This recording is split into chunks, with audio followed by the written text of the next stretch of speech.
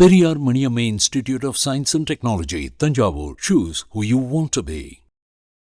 இப்போ அதிமுகவுக்குன்னு பார்த்தீங்கன்னா பெரிய கொள்கைகள் கிடையாதுங்க. திமுக சொல்றீங்க, என்ன கொள்கை இருக்கு அதிமுகவுக்கு? கொள்கை கோட்பாடு உள்ள ஒரே கட்சி அதிமுக தான் அப்படின்னு எடப்பாடி பழனிசாமி மேலே பேசுறாரு. நீங்க ஒரே கொள்கை கோட்பாடு இல்லாத ஒரே கட்சி அதிமுக தான். ஏங்க, ஒரு கோடை நீங்க அழிக்காம பெரிய கோடை ஆனா பக்கத்துல பெரிய கோடு போடணும், இல்லைன்னா அந்த கோடை அழிக்கணும். நீங்க அதிமுகங்கிற கோடை நீங்க டம்மி பண்ணாம எப்படி நீங்க மிகப்பெரிய ரெண்டாவது கட்சியா வருவீங்க? அம்மா ஜெயலலிதா அப்படிங்கிற சொல்லும்போது பாஜக காரங்கெல்லாம் கைதட்டுறாங்க. அதை யார் அம்மா ஜெயலலிதான்னு சொல்லுவாங்க? அவங்க தொண்டர்கள் தான் சொல்லுவாங்க. அதிமுக அழிக்கிற வேலையை முழுமையாக அவங்க செஞ்சுட்டாங்க.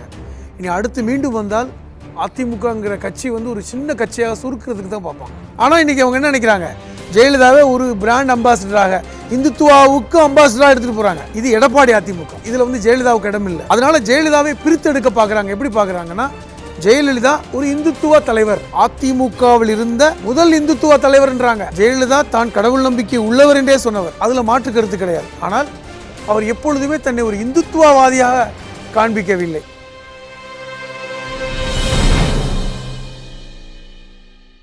நக்கீரன் நேயர்களுக்கு வணக்கம். இன்று நம்முடன் கருத்துக்களை பகிர்ந்து கொள்ள இணைந்திருக்கிறார் மனிதநேய மக்கள் கட்சியின் மாநில அமைப்பு செயலாளர், எழுத்தாளர் புதுமடம் ஹலீம் அவர்கள். வணக்கம் சார். வணக்கம். ஜெயலலிதா ஒரு தீவிரமான இந்துத்துவவாதி அப்படின்னு சொல்லியிருக்கிறார் பாஜக மாநில தலைவர். இதற்கு அதிமுகவில் இருக்கிற முக்கியமான தலைவர்கள்லாம் கடும் எதிர்ப்பு தெரிவிச்சிருக்கிறாங்க. ஜெயலலிதா அவர்களை இதை விட மோசமாக விமர்சனம் செய்யும் போதெல்லாம் அதிமுகவுடைய தலைவர்கள் அமைதியாக இருந்தார்கள்.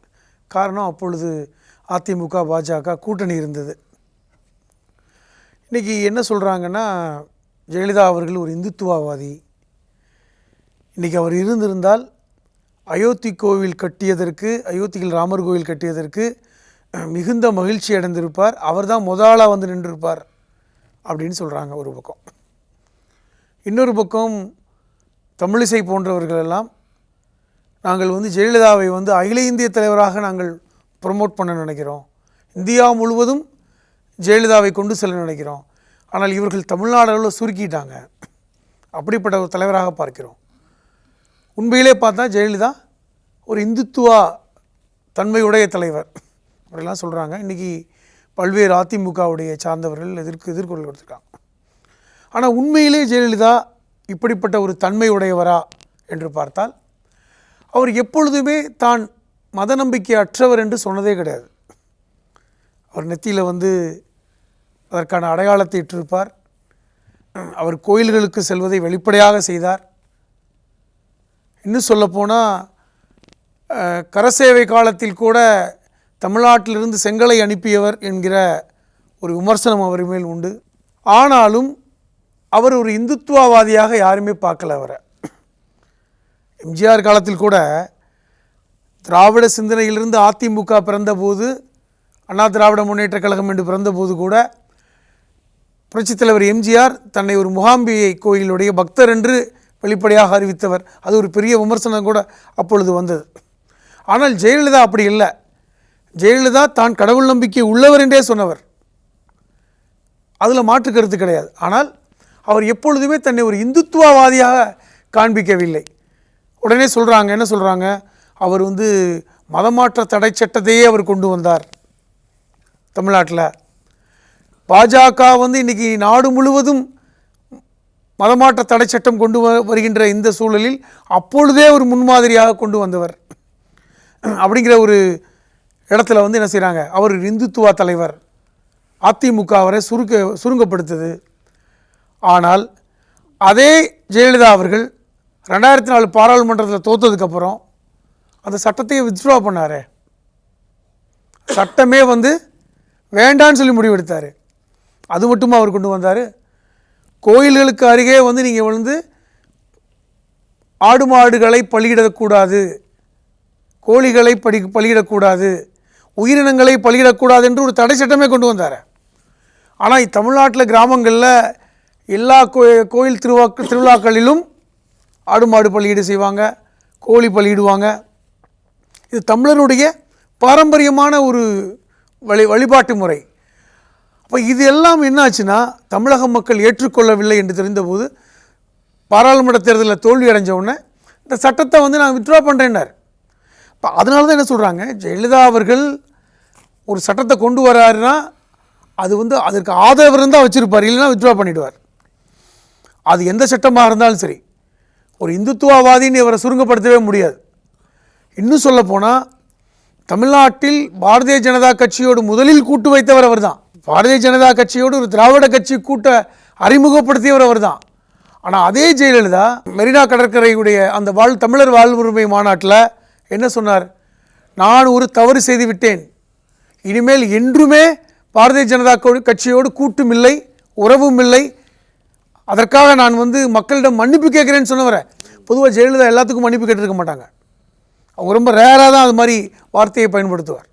அப்போ பாரதிய ஜனதா கட்சியோடு கூட்டு வைத்ததை கூட நான் இனிமேல் பாரதிய ஜனதா கட்சியோடு என்றுமே கூட்டு வைக்க மாட்டேன், அது நான் தப்பு பண்ணிட்டேன், அதற்காக நான் பகிரங்கமாக மன்னிப்பு கேட்பதில் வெட்கப்படவில்லைன்னு சொன்னவர் ஜெயலலிதா. அவர் எப்படி நீங்கள் இந்துத்துவ தலைவராக சொல்கிறீங்க? அவர் வந்து ஒரு கடவுள் நம்பிக்கை உள்ளவர் தான், அதில் மாற்று கருத்து இல்லை. கடவுள் நம்பிக்கை என்பது அவருடைய விருப்பம் சார்ந்தது. இந்துத்துவா என்பது விரோத வார்த்தை அல்ல. இந்துத்துவாவை பற்றியும் ஜெயலலிதாவை பற்றியும் அதிமுக விவாதத்திற்கு வரலாம், தாராளமாக வரலாம். விவாதத்திற்கு பாஜக தயார் அப்படிங்கிறாரு மாநில தலைவர். ஜெயலலிதா இந்து மத நம்பிக்கை உடையவர் என்பதில் அதிமுக தலைவர்களுக்கு மாறுபட்ட கருத்து கிடையாது, யாருக்குமே மாறுபட்ட கருத்து கிடையாது. ஜெயலலிதா அவர்கள் இந்து மத நம்பிக்கை உடையவர்கள், கடவுள் நம்பிக்கை உடையவர். இந்துத்துவா என்கிற பாஜகவுடைய சித்தாந்தத்தை அடிப்படையை நீங்கள் ஜெயலலிதாவோட பொருத்தி பார்க்க முடியாதுல்ல, அதான் கேட்குறேன். அவங்க திருப்பி திருப்பி ரெண்டு விஷயம் சொல்கிறாங்க. ஒன்று, பாபர் மசூதி இடிப்பு, அதாவது அந்த கரசேவைக்கு செங்கலை அனுப்பியவர் அப்படின்னு சொல்கிறாங்க. கையெழுத்து 20 லட்சம் பேர்ட்ட வாங்கி. ஆனால் பாபர் மசூதி இடிப்பை ஆதரிக்காதவர் ஜெயலலிதா. அவர் என்றைக்குமே பாபர் மசூதி இடிப்பை ஆதரிக்கவில்லை. உங்களுக்கு கோயில் கட்டு நினைச்சாரு. ஜெயலலிதா சொன்ன ஸ்டேட்மெண்ட் என்ன தெரியுமா? ராமருக்கு அதுக்கு பக்கத்தில் கோயிலை கட்டுங்கன்னு சொன்னாங்க. பாபர் மசூதியை இடிச்சுட்டு கட்ட சொல்லலை. பாபர் மசூதிக்கு அருகில் ராமர் கோயில் கட்டப்பட வேண்டும் என்று கருத்து சொன்னவர் தான் ஜெயலலிதா. அது இது எப்படி ஒரே ஸ்டேட்மெண்ட் ஆக முடியும்? அதே மாதிரி இப்போ என்ன சொல்கிறாங்கல்ல பாஜக காரங்கள்லாம், இன்றைக்கி வந்து ஜெயலலிதா இருந்திருந்தால் ராமர் கோயில் கட்டப்பட்டதை பார்த்து சந்தோஷம் அடைந்திருப்பார். அது தப்பு, ரைட்டுன்னு நம்ம சொல்ல முடியாது. ஒரு பக்தராக, ஒரு இந்து மத நம்பிக்கையாளராக அதை இருக்கிறார். இப்போ கெஜ்ரிவால் சந்தோஷப்பட்டவர் தான். இந்தியா கூட்டணி கெஜ்ரிவால் என்ன சொன்னார்? நான் வந்து தேர்தல் முடிஞ்சதுக்கப்புறம் நான் வந்து ராமர் கோயிலுடைய வழிபாட்டுக்கு செல்வேன்னு சொன்னார். அது வேறு, இது வேறு. ஆனால் பாபர் மசூதி இடிப்பதை ஜெயலலிதா ஏற்றுக்கொண்டதே கிடையாது. அவருக்கு அருகில் தான் கோயில் கட்ட சொன்னார், அவருடைய ஸ்டாண்டு. இரண்டாவது, மதமாற்ற சட்டம், தடுப்பு சட்டத்தை கொண்டு வந்த அவர் அதே சட்டத்தை நீக்கவும் செய்தவர் அவர் தான். அதிலிருந்து என்ன தெரியுது என்றால், ஒரு விஷயம் மக்கள் ஏற்றுக்கொள்ளவில்லை என்றால் அதை தூக்கி எறியவும் ஜெயலலிதா தயங்க மாட்டார் அப்படிங்கிறது தெரியுது இல்லையா? அதுதான். இதை வைத்துக்கொண்டு அவர் இந்துத்துவவாதி, அவரை நாங்கள் வந்து இந்தியா முழுவதும் ப்ரொமோட் பண்ணுறோம். அது பாஜக காரங்களுக்கு எப்படி தெரியுமா? எம்ஜிஆருக்கு காவி சாயம் பூசினவங்க, திருவள்ளுவருக்கு காவி சாயம் பூசினவங்க. நான் என்ன சொல்ல வரேன்னா, பிரதமர் மோடி தமிழகத்துக்கு பிரச்சாரத்துக்கு வரும்போது கூட ஜெயலலிதாவையும் எம்ஜிஆரை திட்டலை. நம்ம கூட கேட்டோம், ஏன் வந்து தேர்தலில் திட்டலை? அவங்க என்ன நினைக்கிறாங்கன்னா, அதிமுகவை விட்டு ஜெயலலிதாவையும் எம்ஜிஆரையும் அப்புறப்படுத்த நினைக்கிறாங்க. இது எடப்பாடியோட அதிமுக என்றால் அதிமுகவை அழித்தால் தான் 2000க்கு வர முடியும் அப்படிங்கிற ஒரு நம்பிக்கையில் இருக்காங்க. அப்போ இது எடப்பாடியுடைய அதிமுக, இது ஜெயலலிதா என்பவர் வேற. அவர் வந்து ஒரு இந்திய அளவில் அகில இந்திய தலைவர், எம்ஜிஆர் ஒரு அகில இந்திய தலைவர், அவர் எங்களுக்கான தலைவருங்கிற மாதிரி இன்றைக்கி ப்ரொமோட் பண்ணுறாங்கல்ல. எப்படி சர்தார் வல்லபாய் பட்டேலை பிரித்து எடுத்துகிட்டு போனாங்க. ஒரு காங்கிரஸ்காரர் சொல்லப்போனால் அவர் எப்பொழுது தன்னை வந்து ஜனசங்கத்தில் உறுப்பினராக்கினார், அல்லது ஆர்எஸ்எஸ் அனுதாபகர் என்று எப்பொழுது சர்தார் வல்லபாய் பட்டேல் வெளிப்படையாக சொல்லியிருக்கிறாரு. ஆனால் அவரையே நீங்கள் செலவு வச்சிங்களே. அது மாதிரி இன்றைக்கி ஜெயலலிதாவையும் எம்ஜிஆரையும் பிரித்தெடுத்து எங்களுடைய தலைவர்கள் அவர்கள் என்று இன்றைக்கி பாஜக ப்ரொமோட் பண்ணுறாங்க. அவர்களுக்கு வந்து அவங்க கட்சியை ப்ரொமோட் பண்ணுறதுக்கு இப்போ வந்து ஒரு பிராண்ட் அம்பாசிடர் வேணும். இங்கே அவங்களுக்கு இல்லை. இங்கே வந்து யாரை வச்சு வந்து அந்த மார்க்கெட் பண்ணுவாங்க? யாரும் இல்லை. அவர்கள் இப்பொழுது வந்து கையில் எடுத்திருப்பது ஜெயலலிதாவை. ஜெயலலிதா ஒரு இந்துத்துவவாதி, அவர் பாஜகவுக்கு இப்பொழுது இருந்து ஆதரித்திருப்பார். எப்படி ஒரு, அது சமீப காலங்கள் நடந்த ஒரு விஷயம். நான் என்றைக்குமே பாஜகவை கூட்டு சேர மாட்டேன், பாஜகவோட சேர்ந்தது மிகப்பெரிய தவறுன்னு டிக்ளேர் பண்ணி ஓப்பன் ஸ்டேட்மெண்ட் கொடுத்தது இன்றைக்கும் சமூக வலைத்தளங்களில் அந்த ஆடியோ வீடியோ இருக்குது. ஆனால் இன்றைக்கி அவங்க என்ன நினைக்கிறாங்க, ஜெயலலிதாவை ஒரு பிராண்ட் அம்பாசிடராக, இந்துத்துவாவுக்கு அம்பாசிடராக எடுத்துகிட்டு போகிறாங்க. இது வந்து இப்பொழுது இருப்பது என்பது எடப்பாடியுடைய அதிமுக, ஜெயலலிதா அதிமுக அல்ல அப்படிங்கிறத பிரித்து பார்க்குறாங்க. ஸோ அவர்களுக்கு தேவை என்பது என்னவென்றால் ஒரு காவி சாயம் பூசப்பட்ட தலைவர்கள் அவர்களுக்கு வேணும். நான் ஏற்கனவே சொன்ன மாதிரி வள்ளுவருக்கு பூசினாங்கல்ல, திருவள்ளூருக்கு காவி சாயம் பூசுகிறாங்க. அதுவும் இப்போ அண்மையில் வந்து ஆளுநர் வந்து அந்த காவி சாயம் நிறைந்த உருவப்படத்துக்கு மரியாதை செலுத்தினார் அப்படின்லாம் குற்றச்சாட்டு சொல்கிறீங்கல்ல, அவங்க கேட்குறது ஏன் காவி நிறம் பூசக்கூடாது? இல்லைங்க, நம்ம காவி நிறத்தை வந்து கொச்சைப்படுத்தலை. காவி நிறத்தை ஆனால் காவி நிறத்தை ஹோல்சேல் டீலராக பாஜக எடுத்துக்கிட்டாங்களே. இப்போது தமிழ்நாட்டில் இருக்கின்ற பல்வேறு ஆன்மீகவாதிகளுடைய படத்தை பாருங்களேன். இப்போ வள்ளலார் படத்தை பாருங்கள், எப்படி இருக்குது? வெள்ளை கலரில் தான், வெள்ளை கலரில் இருக்குது. நம்ம பள்ளிக்கூடத்தில் படிக்கும்போது திருவள்ளுவர் என்ன கலரில் இருந்தார்? வெள்ளை கலரில் தான் இருக்கும். ஏனென்றால் தமிழ்நாட்டில் இருக்கின்ற ஆன்மீகவாதிகள் அதிகமாக வெள்ளை உடை அணிந்திருக்கிறார்கள். அப்படிங்கிற அடிப்படையில் வெள்ளை உடை தான் வந்து படங்களில் இருக்கும். நம்ம நிறையா பார்த்துருக்கோம். இப்போ வள்ளலார் போன்றவர்களாக இருக்கட்டும், திருவள்ளுவராக இருக்கட்டும், அவரை போன்ற ஆன்மீகவாதிகள் எல்லோருடைய உடைகளும் வெண்மையாகத்தான் இருக்கும். அப்போ அப்படி இருக்கும்போது திடீர்னு எப்படி காவி சாயம் பூசுறீங்க? அப்போ அவருக்கு பச்சை சாயம் பூசிடலாமா கேட்பாங்கல்ல. அப்போ இது எதுனா கலர் சாயம்? இன்னும் சொல்ல போனால் சனாதனவாதிகளுக்கும் திருவள்ளுவருக்குமே ஏழா பொருத்தம் தானே. உங்களுக்கு திருக்குறளை எடுத்துக்கிட்டிங்கன்னா இப்போ சனாதனம் என்ன பேசுது? பிறப்பின் அடிப்படையில் ஏற்றத்தாழ்வை பேசுது. திருவள்ளுவம் அப்படி பேசுதா? வள்ளுவம் வந்து பிறப்பின் அடிப்படையில் ஏற்றத்தாழ்வை எதிர்க்குது. வள்ளலார் பிறப்பின் அடிப்படையில் ஏற்றத்தாழ்வை எதிர்க்கிறார். இப்போ இவர்கள் எல்லோருமே வந்து அதற்கு எதிரான ஒரு கொள்கையை உடையவர்களாக தான் இருக்காங்க. இயற்கையாகவே பல தலைவர்கள் தமிழ்நாட்டில் இதை பேசிட்டாங்க.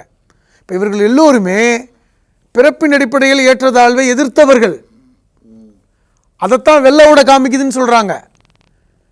அப்போ இந்த வெண்மை உடை என்பதே வந்து இந்த வெண்மை உடைய ஆன்மீகமே என்பது எல்லோரும் சமம், சமதர்மம், சன்மார்க்க மார்க்கம் என்று வள்ளலார் சொன்னார்ல, அது வெண்மையைத்தானே அவங்க வெளிப்படுத்தினாங்க. இப்போ நான் என்ன சொல்ல வரேன்னா, இப்போ ஜெயலலிதாவை வந்து இப்போ முன்னிறுத்துறாங்கல்ல இந்துத்துவவாதின்னு, ஒன்றையாக முயற்சி பண்ணி பார்த்துட்டாங்க. புரட்சித் தலைவர் எம்ஜிஆரை முயற்சி பண்ணி பார்த்தாங்க, வள்ளுவரை முயற்சி பண்ணி பார்த்தாங்க, இப்போ ஜெயலலிதாவை கையில் எடுத்திருக்கிறாங்க. காரணம், அவர்களுக்கு அவர்களுடைய கட்சியை வந்து வளர்க்குறதுக்கு ஒரு பிராண்ட் அம்பாசிடர் வேணும். அதற்கு ஜெயலலிதாவுக்கு 7 பொருத்தமும் பக்காவாக இருக்குதுன்னு நினைக்கிறாங்க. அவருடைய பின்புலம், அவர் எந்த சமூகத்தை சார்ந்தவருங்கிற பின்புலம், அவர் தன்னை கடவுள் பக்தராக காட்டிக்கொண்ட பின்புலம், அதாவது மதமாற்ற தடை சட்டத்தை கொண்டு வந்த அந்த தகுதி, கடவுள் மறுப்பை அவர் ஏற்றுக்கொள்ளவில்லை, இப்படிலாம் இருக்கிற தகுதியை வைத்துக்கொண்டு அவர் என்ன செய்ய நினைக்கிறாங்க, நமக்கு இந்துத்துவவாதிக்கான ஒரு அடையாளமாக உருவாக்க நினைக்கிறாங்க. இன்றைக்கி தமிழிசை சொன்னதுக்கான ஸ்டேட்மெண்ட் அதுதான். நாங்கள் இந்தியா முழுவதும் அவரை ஒரு தலைவராக கொண்டு போகிற பார்க்குறோன்னு நினைக்கிறாங்க. நீங்கள் என்னன்னா தமிழ்நாட்டுக்குள் சுருங்க பார்க்கிறீர்கள் அவர் அப்படிப்பட்ட தலைவர் அப்படின்னு. ஆனால் சில காலத்துக்கு முன்னாடி தான் அவர் அவ்வளவு கேவலமாக திட்டினாங்க அதே பாஜகக்காரங்க. இப்போ இருக்கிற அதிமுக ஜெயலலிதா அதிமுகவே இல்லை, எடப்பாடி அதிமுக. இப்போ இருக்கிற ஜெயலலிதா வந்து பாஜக நீங்கள் சொன்ன மாதிரி பல திட்டங்களை வந்து ஆதரிச்சிருப்பார். நல்லா ஒன்று விஷயத்தை புரிஞ்சுக்கோங்க. தமிழ்நாட்டில் அவர்கள் எப்பொழுதோ எடுத்த பிளான் என்னென்னா திமுக வர்சஸ் பாஜக, இந்த இடத்துக்கு தான் போகணுன்னு தான் அவங்க திட்டம். அதை நோக்கி தான் நகர்ந்தாங்க. அதிமுகவிற்கும் பாஜகவுக்குள்ள கூட்டணி முறிந்ததற்கு காரணமே இந்த தேர்தலோடு அதிமுகவை ஒழித்து கட்ட வேண்டும் என்பது தான். அவர்களுக்கு நன்றாக தெரியும், அதிமுக பாஜக கூட்டணி இருந்தால் இங்கே பாஜக வளராது. ஏன்னா அதிமுக தலைமையில் தான் கூட்டணி இருக்கும். அதை எடுத்து உடச்சி வந்தாங்க. இன்றைக்கி பாராளுமன்ற தேர்தலில் தனித்து நின்றாங்க. இப்போ என்ன அவங்களுக்கு அடுத்த அஜெண்டா என்னென்னா அதிமுகவை ஒழிக்க வேண்டும், அழிக்க வேண்டும். ஏற்கனவே அந்த வேலையை செஞ்சிட்ருக்காங்க. அதிமுகவில் ஐக்கானாக இருப்பது ஜெயலலிதா. எம்ஜிஆர் கூட இந்த கால ஜென்ரேஷனை தாண்டி வந்துட்டாங்க. இப்பொழுதும் எப்பொழுதும் இருப்பது ஜெயலலிதா. ஏன்னா இருக்கிறது ஜெயலலிதாவுடைய அதிமுக தான். இந்த ஜெயலலிதா அதிமுகவை தான் அவர்கள் வந்து என்ன செஞ்சாங்க, ஆரம்பத்தில் நிரந்தர பொதுச் செயலாளர்னு சொல்லிட்டு இருந்தாங்க, கோஆர்டினேட்டராக இருந்தாங்க. அதாவது ஒருங்கிணைப்பாளர், இணை ஒருங்கிணைப்பாளர், எப்பொழுதுமே நிரந்தர பொதுச் செயலாளர் ஜெயலலிதான்னு சொல்லிட்டு அது உடைந்தது. அப்போ எப்பொழுது எடப்பாடி பொதுச் செயலராக வந்தாரோ அப்பொழுதே வந்து ஜெயலலிதா வந்து முடிந்து போய்விட்டது அப்படிங்கிற இடத்துக்கு நகர்த்தி கொண்டு வந்தாங்க. இன்றைக்கி பட்டவர்த்தனமாக அதிமுக முழுமையாக எடப்பாடி கீழே இருக்குது. அவர்களை பொறுத்தவரை இது எடப்பாடி அதிமுக, இது இதில் வந்து ஜெயலலிதாவுக்கு இடம் இல்லை. அதனால் ஜெயலலிதாவை பிரித்தெடுக்க பார்க்குறாங்க. எப்படி பார்க்குறாங்கன்னா, ஜெயலலிதா ஒரு இந்துத்துவ தலைவர், அதிமுகவில் இருந்த முதல் இந்துத்துவ தலைவர்ன்றாங்க. அப்போ எங்களுடைய கொள்கையை கடைபிடித்த ஒரு தலைவர் அவர் இன்றைக்கி இல்லை, அவரை நாங்கள் பார்த்துக்கிறோம், இது எடப்பாடி அதிமுக. அப்போ ஜெயலலிதா உண்மையாக எங்களோடு இருப்பதைத்தான் விரும்புவார் அப்படிங்கிற மாதிரி இன்றைக்கி நகர்த்தி கொண்டு போகிறாங்க. அதாவது இவ்வளவுதான் நடந்தாலும் கூட நாங்கள் வந்து பாபர் மசூதி பிரச்சனையோ இல்லது வந்து கரசேவையோ அல்லது வந்து இன்றைக்கி ராமர் கோயிலோ அது அவங்களுக்கு ஒரு இஷ்யூ இல்லை. ரெண்டாவது, நான் எப்பொழுதுமே பாஜகவோட கூட்டணி வைக்க மாட்டேன்னு சொன்னது இஷ்யூ இல்லை. அவர்களுக்கு இப்போ என்னென்னா, இது எடப்பாடி அதிமுக, ஜெயலலிதாவுடைய அதிமுக இப்பொழுது இல்லை. ஜெயலலிதா என்கிற ஒரு மிகப்பெரிய ஆளுமை, அவர் அடிப்படையில் ஒரு இந்துத்துவவாதி அப்படிங்கிற மாதிரி கொண்டு வராங்க. இப்போ அடிப்படையில் இந்துத்துவவாதி என்பவர் எங்களுக்கு தான் சொந்தம். எப்படி வந்து சர்தார் வல்லபாய் பட்டேல் எங்களுக்கு சொந்தம்னு கொண்டாடினாங்களோ அதே மாதிரி ஜெயலலிதாவை எங்களுக்கு சொந்தம்னு கொண்டாடுறாங்க. அதாவது அண்ணல் அம்பேத்கரையே எங்களுடைய ஆள்னு சொன்னவர்கள் அவர்கள். சொல்லப்போனால் அம்பேத்கர் வந்து ஒட்டுமொத்த சங்க பரிவாரங்களை எதிர்த்தவர், இந்து மகாசபைக்கு எதிராக இருந்தவர், அவரையே எங்கள் பக்கம்னு சொன்னாங்க. ஜெயலலிதா அப்படி சொல்லலை. ஆனால் அவர் இந்துத்துவ கொள்கையோடு இருந்தார். அவர் இப்பொழுது இருப்பது அதிமுகவில் அவர் இல்லை. அதனால் ஜெயலலிதாவை நாங்கள் கொண்டாடுகிறோம். நீங்கள் வந்து தமிழ்நாடு அளவில் சுருக்கிட்டீங்க, நாங்கள் அவர் அகில இந்திய தலைவராக ப்ரமோட் பண்ண போகிறோம். எப்படி வந்து சர்தார் வல்லபாய் பட்டேலுக்கு ஒரு பெரிய சிலை வச்சோமோ அது மாதிரி மிகப்பெரிய ஒரு ஐக்கானாக நாங்கள் அவரை மாற்றுவோம். அப்போ அவர் எங்களுடையவர், எங்களுடைய கொள்கையை சார்ந்தவர் என்கிற மாதிரி கொண்டு வராங்க. நோக்கம் என்னென்னா, அதிமுகவை அழிப்பதற்கு ஜெயலலிதாவை முதல்ல பிரித்து எடுக்கணும். அதிமுக தொண்டர்கள், அதாவது ஒன்று தெரிஞ்சுக்குங்க, சமீப பாராளுமன்ற தேர்தலில் மோடி வந்து பேசினார்ல, அப்போ மேடையில் பேசுகிறார், திமுகவை வந்து குறை சொல்லி பேசிட்டு அம்மா ஜெயலலிதா அப்படிங்கிற சொல்லும்போது பாஜக காரங்கெல்லாம் கைதட்டுறாங்க. அம்மா ஜெயலலிதாங்கிற வார்த்தையை பயன்படுத்தினார் மோடி. அதை யார் அம்மா ஜெயலலிதான்னு சொல்லுவாங்க? அவங்க தொண்டர்கள் தான் சொல்லுவாங்க. அப்போ அப்பொழுதே அவர்கள் முடிவு செஞ்சுட்டாங்க, அவர்கள் எப்பொழுதுமே ஜெயலலிதாவை திட்டும் பொழுது அதை தடுத்து நிறுத்தியவர்கள் மோடியும் அமித்ஷாவும். இன்றைக்கி வந்து ஜெயலலிதாவை நாம் கொண்டாட வேண்டும், ஜெயலலிதா நம்முடையவர், ஜெயலலிதா பாஜகவை சார்ந்தவர், அவர் இந்துத்துவாவை சார்ந்தவர், RSS அனுதாபி என்கிற இடத்துக்கு நகர்த்துறாங்க. அதன் மூலமாக ஜெயலலிதா பாஜகவுடைய ஆள் அப்படிங்கிற இடத்துக்கு கொண்டு வராங்க. இப்போ இருக்கிறது எடப்பாடி அதிமுக, அது ஒன்றும் பெரிய விஷயம் கிடையாது, ஒரு பிராந்திய கட்சி, அது எடப்பாடியோடு அழிந்து விடும் இடத்துக்கு நகர்த்துறாங்க. அப்போ இரண்டாவது இடத்துக்கு நீங்கள் வர்றதுக்கு அவங்க என்னென்ன வேலையெல்லாம் பண்ணுறாங்க பாருங்கள். திமுகவை பிரதான எதிரியாக வச்சுட்டாங்க, அதில் மாற்ற கருத்து கிடையாது. திமுக பிரதான எதிரி, அதில் மாற்றம் இல்லை. ஆனால் அதற்கு ரீப்ளேஸ்மெண்ட் நாங்கள் தான் இடத்துக்கு வரும்பொழுது என்னென்ன பண்ண முடியுமோ பண்ணுறாங்க. அதில் ஒன்று தான் ஜெயலலிதாவை எங்களுடைய ஆள் என்று சொல்வதும், ஜெயலலிதா தான் முதல் இந்துத்துவவாதி என்று சொல்வதும், ஜெயலலிதா வந்து இப்பொழுது இருந்தால் ராமர் கோயில் கட்டியதற்கு மிகுந்த மகிழ்ச்சி அடைவார் என்று சொல்வதும், ராமர் கோயிலுக்கு போவாங்கங்கிறாங்க, முதலாக போயிருப்பாங்கன்றாங்க. அப்போ என்ன அர்த்தம்னா, அவர் உங்கால் கிடையாது, எங்கால், எங்களுடையவர். நீங்கள் இருக்கிறது எடப்பாடி அதிமுக தான். அப்போ ஜெயலலிதா விசுவாசிகள் நியாயமாக பாஜகவை தான் சப்போர்ட் பண்ணணும் அப்படிங்கிற இடத்துக்கு நகர்த்துறாங்க. இது ஒரு வகையான அபகரிக்கின்ற அரசியல், பெரும் தலைவர்களை அபகரிக்கிற ஒரு அரசியல், அவ்வளோதான். நாடாளுமன்ற தேர்தல் முடிவுக்கு அப்புறம் அதிமுகவில் சில மாற்றங்கள் வரும், பெரிய மாற்றம் நடக்கும், அதை பொறுத்திருந்து பாருங்கள் அப்படின்னு எல்லோருமே பேசிட்டு வராங்க. அதிமுகவில் என்ன நடக்கும் தேர்தலுக்கு பிறகு? தேர்தலுக்கு அப்புறம் இந்தியா கூட்டணி வெற்றி பெற்றால் தமிழ்நாட்டில் ஒன்றும் பெரிய மாற்றம் நடக்காது. ஏன்னா இங்கே வந்து அவங்க சேஞ்சஸ் பண்ணுறதுக்கான முயற்சி இல்லை. ஏன்னா இந்தியா கூட்டணி ஆட்சி இல்லை, அவங்க சொல்கிறது அதிமுக வெற்றி பெறணும், வெற்றி பெறலைங்கிற பட்சத்தில் இப்போ மாற்றங்கள் வரும். இந்தியா கூட்டணி ஆட்சிக்கு வந்தால் அதிமுகங்கிற கட்சியை வந்து அழிக்க பார்க்க மாட்டாங்க. எடப்பாடி தலைவராக இருப்பார், பொதுச்செயலாளராக இருப்பார், அந்த கட்சி ஒரு கட்சியாக இருக்கும், அதில் மாற்றம் இல்லை. மீண்டும் பாஜக ஒரு வேளை தட்டி முக்கேறி ஆட்சிக்கு வந்தால் இங்கே இருக்கின்ற அதிமுகவுடைய நிலைமை மோசமாகத்தான் மாறும் கண்டிப்பாக. வந்து ஏன்னா அதிமுக அழிக்கிற வேலையை வந்து முழுமையாக அவங்க செஞ்சிட்டாங்க. இனி அடுத்து மீண்டும் வந்தால் அதிமுகங்கிற கட்சி வந்து ஒரு சின்ன கட்சியாக சுருக்கிறதுக்கு தான் பார்ப்பாங்க. அதுக்கு இருக்கின்ற இப்போது அதிமுகவுக்குன்னு பார்த்தீங்கன்னா பெரிய கொள்கைகள் கிடையாதுங்க. திமுக சொல்லிட்டீங்க, என்ன கொள்கை இருக்குது அதிமுகவுக்கு? கொள்கை கோட்பாடு உள்ள ஒரே கட்சி அதிமுக தான் அப்படின்னு எடப்பாடி பழனிசாமி மேல பேசுறாரு. நீங்க ஒரே கோட்பாடு இல்லாத ஒரே கட்சி அதிமுக தான். திமுக எதிர்ப்பு என்கின்ற ஒற்றை கொள்கையோட வந்த கட்சி தான் அதிமுக.